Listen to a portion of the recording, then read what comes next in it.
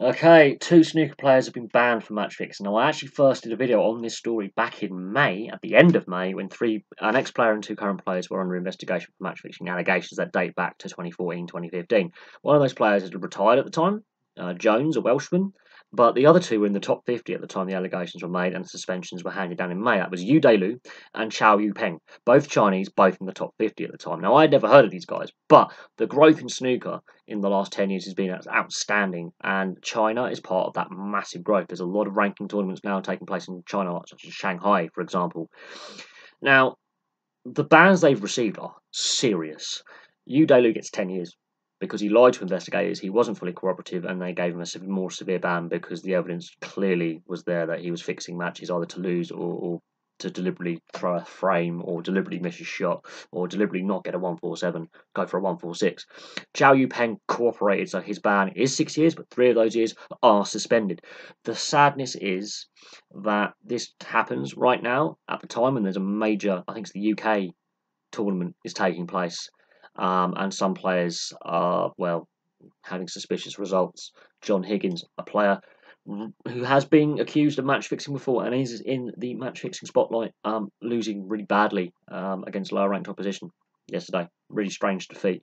Williams coming out saying he's not really bothered about snooker, his family's more important. There are some headlines in snooker at the moment, but this, midway through a major ranking tournament coming out, is, I think, news that snooker did not want to be top page news, and it's actually bigger news than the tournament itself.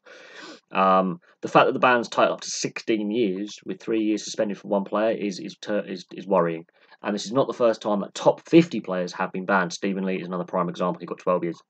So we've seen players in the top 50, the higher echelons of the sport, be either investigated, accused, or actually found guilty of match fixing in the last decade. Really concerning, considering the massive growth in the sport and the massive fan base of the sport growing. And China, where these two players are from, is part of that driving force.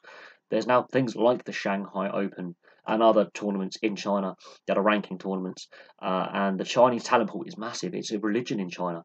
They've gone mad for it.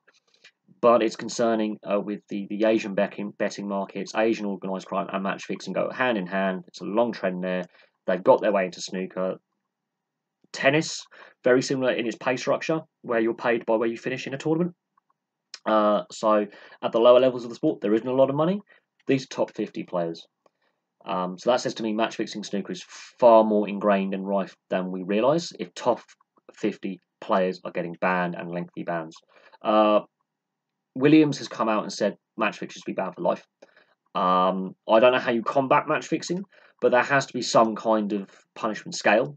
But Udalo getting 10 years is a pretty sound statement, and Cao Yupeng getting 6 years with 3 years suspended for cooperation, that's still a massive statement. To take 3 years out of the game and come back, you're going to be crap, basically. End of the day, the sport evolves, new players come along. And the concern I have is that a lot of betting companies are involved with sponsoring the sport right now. We didn't have these match fixing allegations when the tobacco and alcohol companies were doing it in the 70s and 80s. Yeah, unhealthy that they are, and tobacco sponsorship is now banned. We didn't have these match fixing allegations in a lot of sports when tobacco companies and alcohol companies were the primary sponsors of sports and teams. Betting companies the last 10, 15 years, massive surge in betting sponsorship, I've done a video on that as well, and a massive rise in match fixing allegations and corruption allegations within sport, with the rise in betting companies sponsoring sporting events, teams, and individuals. So there we go. Udalo gets 10 years for failure to cooperate with the authorities. He did lie to them. He did withhold evidence. And Cao Yupeng, because he cooperated, and basically Udalo got screwed because Cao Yupeng cooperated, he gets 6 years with 3 years suspended. It's not good. Not good look. So there we go. There is an issue with match fixing in a lot of sports, and this highlights the risks that snooker faces with ingrained match fixing. And there are players like Maguire and Higgins who are also in the top 50 under the spotlight and have been for the last few years. And fans don't believe the press releases saying this guy's innocent. They really don't. And these guys, I never heard of them until May. It is a shame and a black stain on the sport that in the last few years we've had 5 high-profile match-fixing allegations, 3 players being found guilty of match-fixing, and there's an ex-player as well called Jones who was involved in the initial investigation back in May when he was suspended, but he'd already retired. But that is a concern for me. But anyway, thank you very much for watching. Please like and subscribe. Place your thoughts below. And if you are a snooker fan, are you worried about match-fixing in the sport? We need to have an open debate about this, and I'll have some more videos for you soon.